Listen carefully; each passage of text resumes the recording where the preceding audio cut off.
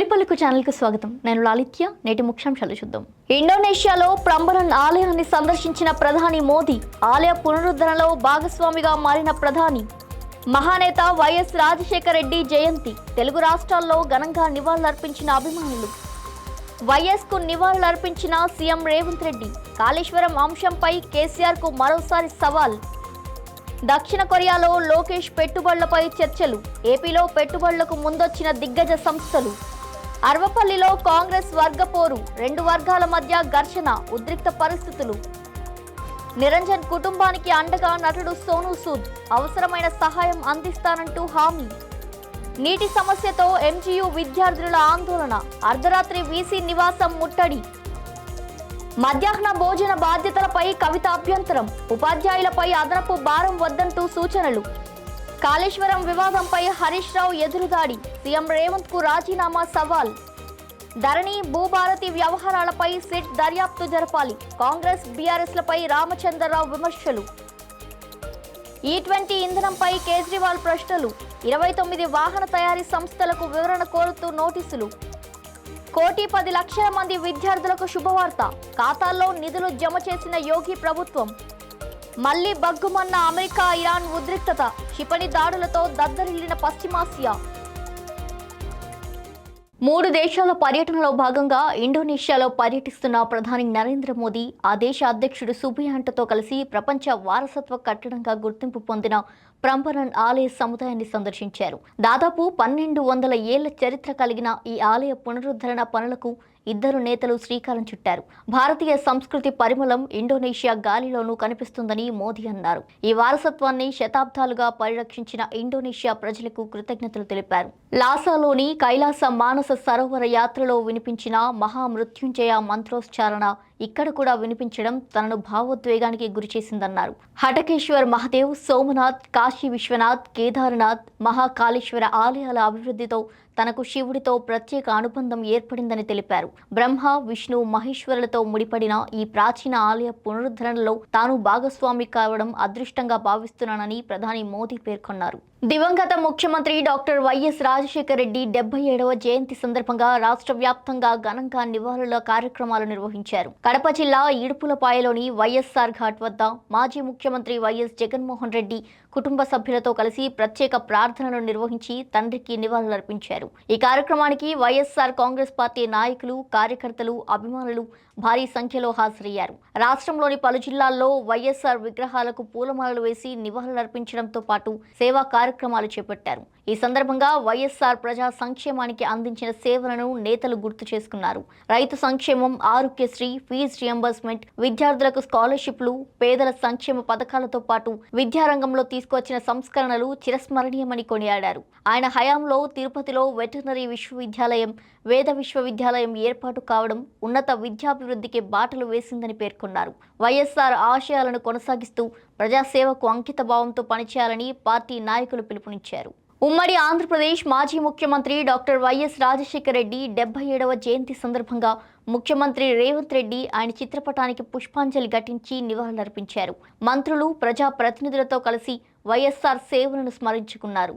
అనంతరం కాళేశ్వరం ప్రాజెక్టుపై నిర్వహించిన సమావేశంలో మాజీ ముఖ్యమంత్రి కేసీఆర్ పై మరోసారి తీవ్ర విమర్శలు గుప్పించారు. ప్రాజెక్టు రూపకల్పన, నిర్మాణ లోపాల కారణంగానే మేడిగడ్డ బ్యారేజ్ కుంగిపోయిందని ఆరోపించారు. 38,000 కోట్ల అంచనాలతో ప్రారంభమైన ప్రాజెక్టు వ్యయం 1.47 లక్షల కోట్లకు పెరిగినా నాణ్యత మాత్రం కనిపించలేదన్నారు. కేసీఆర్కు ప్రాజెక్టుపై నిజంగా విశ్వాసం ఉంటే శాసనసభకు వచ్చి చర్చించాలని, అవసరమైతే మరమ్మతుల బాధ్యత కూడా అప్పగించేందుకు సిద్ధమని సవాల్ విసిరారు రేవంత్ రెడ్డి. నిపుణుల సూచనల మేరకే ప్రభుత్వం మరమ్మతులు చేపడుతోందని, ప్రజల సొమ్ము వృధా కాకుండా కాళేశ్వరం ప్రాజెక్టును పునరుద్ధరించడమే తమ లక్ష్యమని సీఎం స్పష్టం చేశారు. దక్షిణ కొరియా పర్యటనలో మంత్రి నారా లోకేష్ పెట్టుబడుల ఆకర్షణపై దృష్టి సారించారు. సియోల్ నుంచి బూసాన్కు చేరుకున్న ఆయన ఆంధ్రప్రదేశ్ బాహ్య పెట్టుబడుల ప్రోత్సాహక కేంద్రాన్ని ప్రారంభించనున్నారు. అనంతరం సముద్ర పరిశ్రమల సంఘం నిర్వహించే రౌండ్ టేబుల్ సమావేశంలో పాల్గొని పాల్గొని పెట్టుబడి అవకాశాలపై చర్చించారు. పాదరక్షలు, ఎలక్ట్రానిక్స్, ఆటోమొబైల్స్ విడిభాగాలు, సెమీకండక్టర్స్, రసాయన పరిశ్రమలకు చెందిన ప్రముఖ కంపెనీల ప్రతినిధులతో వరుసగా సమావేశమై రాష్ట్రంలో తయారీ యూనిట్లు, ఇంజనీరింగ్ సెంటర్లు, సెమీకండక్టర్ హబ్లు ఏర్పాటు చేయాలని ఆహ్వానించారు. సింగిల్ విండో అనుమతులు, పెట్టుబడిదారులకు అనుకూల విధానాలు, మెరుగైన మౌలిక సదుపాయాలు, లాజిస్టిక్ కనెక్టివిటీ అందుబాటులో ఉన్నాయని వివరించారు. పలు సంస్థలు ఏపీలో పెట్టుబడులపై సానుకూలంగా స్పందించగా తయారీ యూనిట్ల ఏర్పాటు, నైపుణ్యాభివృద్ధి భాగస్వామ్యంపై చర్చలు కొనసాగుతున్నట్టు మంత్రి తెలిపారు. సూర్యాపేట జిల్లా అరవపల్లి మండల కేంద్రంలో కాంగ్రెస్ రెండు వర్గాల మధ్య ఘర్షణ తీవ్ర ఉద్రిక్తతకు దారితీసింది. కాంగ్రెస్ ఎమ్మెల్యే మందుల సామేలు అనుచరులు ఎంపీ చామల కిరణ్ కుమార్ రెడ్డి, మాజీ మంత్రి రామరెడ్డి దామోదర్ రెడ్డి వర్గీయులపై కర్రలు, రాళ్లతో దాడి చేసినట్టు ఆరోపణలు ఉన్నాయి. ఎమ్మెల్యేపై ఫిర్యాదు చేసేందుకు గాంధీ భవన్ కు వెళ్తుండగా బొలెరో వాహనాన్ని అడ్డగించి దాడి చేసినట్టు బాధితులు తెలిపారు. ఈ ఘటనలో పలువురు కాంగ్రెస్ నాయకులు, పోలీసులకు గాయాలయ్యాయి. ఇరు వర్గాలు పరస్పరం వాహనాలను ధ్వంసం చేయగా పరిస్థితిని అదుపులోకి తెచ్చేందుకు పోలీసులు లాఠీ చార్జ్ నిర్వహించారు. ప్రస్తుతం అరవపల్లిలో ఉద్రిక్త పరిస్థితులు నెలకొన్నాయి. అరుదైన వ్యాధితో బాధపడుతూ మృతి చెందిన పవన్ కళ్యాణ్ అభిమాని నిరంజన్ కుటుంబానికి నటుడు సోను సూద్ అండగా నిలిచారు. నిరంజన్ మృతి వార్త తెలుసుకున్న ఆయన కుటుంబ సభ్యులతో వీడియో కాల్తో మాట్లాడి ప్రగాఢ సానుభూతి వ్యక్తం చేశారు. ఈ క్లిష్ట సమయంలో మనోధైర్యంతో ఉండాలని సూచిస్తూ ఎలాంటి అవసరం వచ్చినా తాను అండగా ఉంటానని భరోసా ఇచ్చారు. కుటుంబానికి అవసరమైన సహాయం అందించేందుకు సిద్ధంగా ఉన్నానని హామీ ఇచ్చారు. సోను సూద్ చూపిన మానవత్వం, ఆపన్న హస్తంపై పలువురు ప్రశంసలు వ్యక్తం చేస్తున్నారు. నల్లగొండ మహాత్మా గాంధీ విశ్వవిద్యాలయంలో హాస్టల్ నీటి సమస్యపై విద్యార్థినులు అర్ధరాత్రి ఆందోళనకు దిగారు. బాలికల హాస్టల్లో తాగునీరు, బాత్రూంలలో నీరు లేక తీవ్ర ఇబ్బందులు ఎదుర్కొంటున్నామని ఆవేదన వ్యక్తం చేస్తూ వీసీ నివాసాన్ని ముట్టడించారు. వీసీ బయటకు వచ్చి హామీ ఇచ్చే వరకు వెళ్లేది లేదంటూ 2 గంటలకు పైగా రోడ్డుపైనే బైఠాయించారు. హాస్టల్కు రావాల్సిన నీటిని కొత్త భవనాల నిర్మాణాలకు మళ్లించడం వల్లే ఈ సమస్య ఏర్పడిందంటూ వారు ఆరోపించారు. విద్యార్థుల నిరసనకు ఏబీవీపీ కార్యకర్తలు మద్దతు తెలుపగా అర్ధరాత్రి క్యాంపస్లోకి పోలీసులను పిలవడంపై తీవ్ర అభ్యంతరం వ్యక్తం చేశారు. యూనివర్సిటీ అధికారులు పోలీసులతో వాగ్వాదం చోటు చేసుకోగా శాశ్వత పరిష్కారం చూపే వరకు తమ ఆందోళన కొనసాగుతుందని విద్యార్థులు స్పష్టం చేశారు. ప్రభుత్వ పాఠశాలల్లో మధ్యాహ్న భోజన పథకం బాధ్యతలను ఉపాధ్యాయులకు అప్పగించడంపై తెలంగాణ జాగృతి అధ్యక్షురాలు కల్వకుంట్ల కవిత అభ్యంతరం వ్యక్తం చేశారు. ఈ నిర్ణయం విద్యార్థుల బోధనపై ప్రతికూల ప్రభావం చూపుతుందంటూ పేర్కొన్నారు. పేద విద్యార్థులకు నాణ్యమైన భోజనం అందించాలనే సంకల్పం స్వాగతించదగ్గదేనని, అయితే అమలు విధానంలో స్పష్టత అవసరమన్నారు. విద్యార్థుల భవిష్యత్తును తీర్చిదిద్దేందుకు ఉపాధ్యాయులు బోధనపై పూర్తి స్థాయిలో దృష్టి పెట్టాల్సి ఉంటుందని, అలాంటి సమయంలో వారికి అదనపు బాధ్యతలు అప్పగించడం సరైంది కాదని అభిప్రాయపడ్డారు. మధ్యాహ్న భోజనంలో ఏవైనా లోపాలు లేదా అవాంఛనీయ ఘటనలు జరిగినా వాటికి ఉపాధ్యాయులను బాధ్యులను చేయడం సమంజసం కాదన్నారు. ప్రభుత్వం వెంటనే ఈ నిర్ణయాన్ని పునఃసమీక్షించి ఉపాధ్యాయులను ఆ బాధ్యతల నుంచి తప్పించి అల్పాహారం, మధ్యాహ్న భోజన పథకాల అమలుకు ప్రత్యేక వ్యవస్థను ఏర్పాటు చేయాలని కవిత డిమాండ్ చేశారు.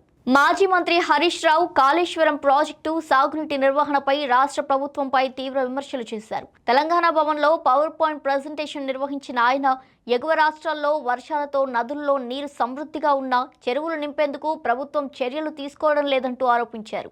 వరంగల్ జిల్లాలో ఎక్కువ చెరువులు ఎండిపోయినా దేవాదుల మోటార్లు పూర్తి స్థాయిలో నడపకుండా నీటిని దిగువకు వదులుతున్నారంటూ విమర్శించారు. ఇది నిర్లక్ష్యమని, సాగునీటి నిర్వహణలో ముఖ్యమంత్రి రేవంత్ రెడ్డి, మంత్రి ఉత్తమ్ కుమార్ రెడ్డి పూర్తిగా విఫలమయ్యారని అన్నారు. తుమ్మిడిహట్టి వద్ద 152 మీటర్ల ఎత్తుకు మహారాష్ట్ర అంగీకరించిన ఒప్పందం ఉందని నిరూపిస్తే తాను ఎమ్మెల్యే పదవికి రాజీనామా చేస్తానని సవాల్ విసిరారు. లేదంటే ముఖ్యమంత్రి ప్రజలకు బహిరంగ క్షమాపణ చెప్పాలని ఆయన డిమాండ్ చేశారు. సర్వేలు, మొబిలైజేషన్, అడ్వాన్స్డ్ పేరుతో వేల కోట్ల రూపాయలు ఖర్చు చేశామని ప్రభుత్వం చెబుతోంది. ఆ నిధులు దుర్వినియోగం అయ్యాయని ఆరోపించారు. కాళేశ్వరం ప్రాజెక్టుపై ప్రభుత్వం ప్రతికూల దృక్పథంతో వ్యవహరిస్తుందంటూ హరీష్ రావు విమర్శించారు. ధరణితో పాటు భూభారతిలోనూ అక్రమాలు జరిగాయని బీజేపీ రాష్ట్ర అధ్యక్షుడు రామచంద్రరావు ఆరోపించారు. ఈ 2 అంశాలపై సిట్తో సమగ్ర విచారణ జరిపించాలని డిమాండ్ చేశారు. ధరణి, భూభారతి వ్యవహారాల్లో అవకతవకలు వెలుగులోకి వస్తుండటంతో ప్రజల దృష్టిని మళ్లించేందుకు కాంగ్రెస్, బీఆర్ఎస్ కలిసి కాళేశ్వరం అంశాన్ని తెరపైకి తీసుకువచ్చాయంటూ విమర్శించారు. ఇది కాళేశ్వరం కాదని 2 పార్టీల రాజకీయ డ్రామా అని ఎద్దేవా చేశారు. ఎన్డీఎస్ఏ నివేదిక ఆధారంగానే కాళేశ్వరం మరమ్మతులు చేపట్టాలని, రాజకీయాల కోసం రైతులను ఇబ్బంది పెట్టవద్దంటూ సూచించారు. ఇక ఇదే సందర్భంలో తాటిచెర్ల 2వ నెంబర్ బొగ్గు గనిని కేంద్ర ప్రభుత్వం సింగరేణికి కేటాయించడం బీజేపీ కృషి ఫలితమేనని పేర్కొంటూ కేంద్ర ప్రభుత్వం, కిషన్ రెడ్డికి రామచంద్రరావు కృతజ్ఞతలు తెలిపారు. E20 ఇంధన వినియోగంపై ఆమ్ ఆద్మీ పార్టీ జాతీయ కన్వీనర్ అరవింద్ కేజ్రీవాల్ వాహన తయారీ సంస్థలను ప్రశ్నించారు. మొత్తం 29 కంపెనీలకు లేఖలు పంపిన ఆయన మారుతి, టయోటా, కిర్లోస్కర్, హీరో సంస్థలకు ప్రత్యేకంగా వివరణ కోరారు. జూలై 4వ తేదీన కేంద్ర ప్రభుత్వం నిర్వహించిన విలేకరుల సమావేశంలో ఈ సంస్థల ప్రతినిధులు 2023కు ముందు తయారైన వాహనాల్లో కూడా E20 ఇంధనం వినియోగించవచ్చని, మైలేజ్ 3 నుంచి 5% వరకు తగ్గిన వాహనాలకు ఎలాంటి నష్టం ఉండదని చెప్పినట్టు గుర్తు చేశారు.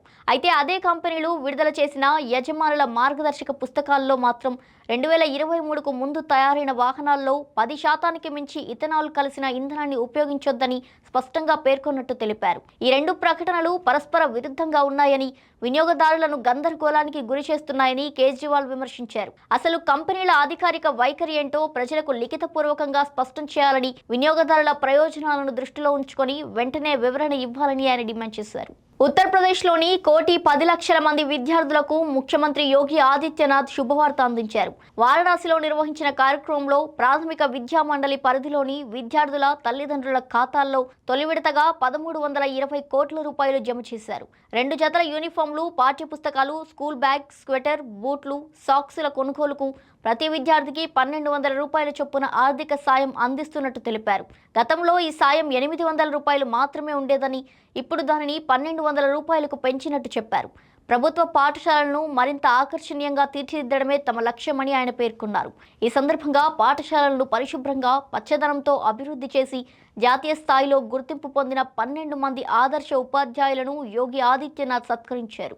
శాంతి ఒప్పందం వేళ పశ్చిమాసియాలో మరోసారి ఉద్రిక్త పరిస్థితులు నెలకొన్నాయి. వాణిజ్య నౌకలపై దాడులకు ప్రతిస్పందనగా ఇరాన్కు చెందిన వైమానిక రక్షణ వ్యవస్థలు, తీర ప్రాంత నిఘా కేంద్రాలపై అమెరికా భారీ దాడులు చేపట్టింది. దీనికి ప్రతీకారంగా ఇరాన్, బహ్రెయిన్, కువైట్లోని అమెరికా సైనిక స్థావరాలను లక్ష్యంగా చేసుకుని క్షిపణులు, డ్రోన్లతో దాడులు జరిపినట్టు ప్రకటించింది. బుషెహర్ ప్రాంతంలో అమెరికాకు చెందిన అత్యాధునిక డ్రోన్ను కూల్చివేసినట్టు కూడా వెల్లడించింది. మరోవైపు ఇరాన్లో 80కి పైగా కీలక లక్ష్యాలపై దాడులు నిర్వహించినట్టు అమెరికా ప్రకటించింది. ఇక ఇదే సమయంలో ఇజ్రాయెల్ కూడా లెబనాన్పై దాడులను మొదలుపెట్టింది.